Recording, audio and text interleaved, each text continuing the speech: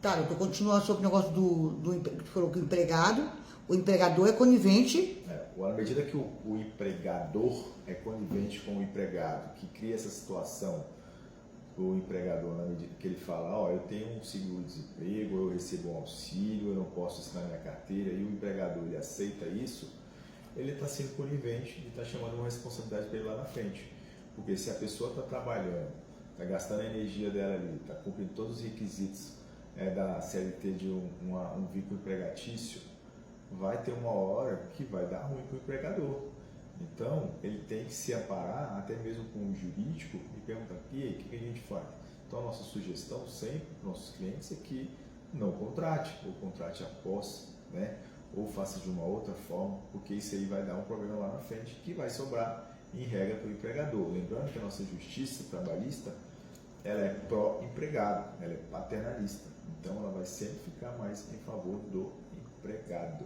Só, doutor, mas aí isso é uma inversão de valores, porque eu acho que a justiça ela tem que ser igual. Ela não tem que só ser defensora só do funcionário ou do patrão.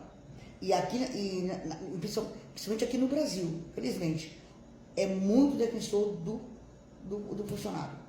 O patrão sempre nunca tem razão. E hoje eu convivendo muito, entrevistando muitos empresários, como o senhor disse para mim, às vezes o empresário precisa daquela mão de obra, pede o cara trazer a documentação, o cara vai trazer hoje, traz amanhã, e ele diz, mas eu preciso. E vai levando, doutor. E aí? Ele vai fazer o quê? Ele não vai fazer, porque senão lá na frente ele vai ter uma ação.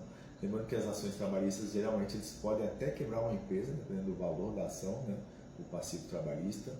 Se você não paga, você fica com restrição junto ao CLB, né? Você, às vezes, você não vai poder fazer uma licitação, né? Com a sua empresa junto ao governo. Então, assim, é uma questão bem séria, né?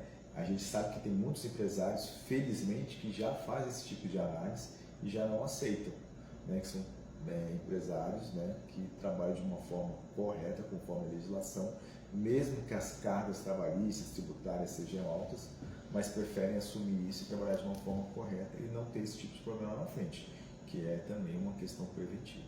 Doutor, mas vou citar um exemplo, vou citar uma empresa. Existe uma antiga empresa que trabalhou no local, foi embora e passou só os maquinários para outra empresa, certo? Os antigos funcionários, a outra empresa devia, né? Assim ele diz, né? Não vou entrar no mérito deles, né? Devia. Aí eles estão acionando a outra empresa, vamos lá. Só que tipo assim, é um encabeçando o outro. E tudo com a mesma conversinha. Isso não é litigância de má fé? Aí vai depender da situação, né? É uma análise do caso concreto que a gente fala, não tem como a gente generalizar.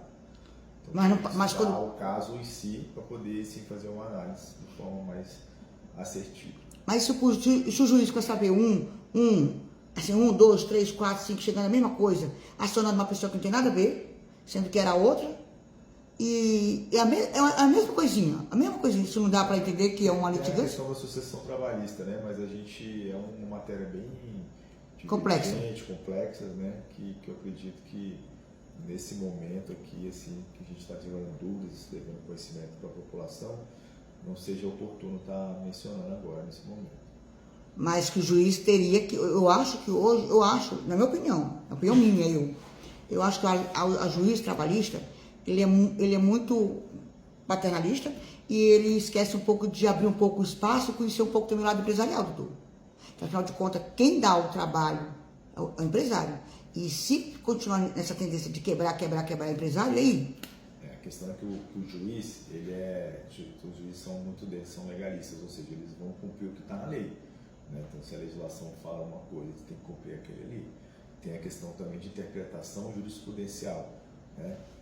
Que muitos também usam a questão da jurisprudência para dar suas sentenças. Mas hoje a lei é o que ele se baseia. E a jurisprudência, que é nada mais um compêndio de decisões aí que foram dadas ao longo do tempo sobre um determinado assunto, que também serve de base. Mas é que eu falei, é uma análise de cada caso que tem que ser feita. Como diz, cada juiz, cada sentença.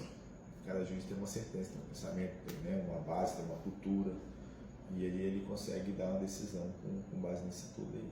E na legislação e na jurisprudência. Isso é bom, doutor, porque isso é uma coisa que a gente está falando isso pro povo, né? A gente não pode dar aquela conversa muito... A conversa que o povo quer ouvir no dia a dia. E o empresário também.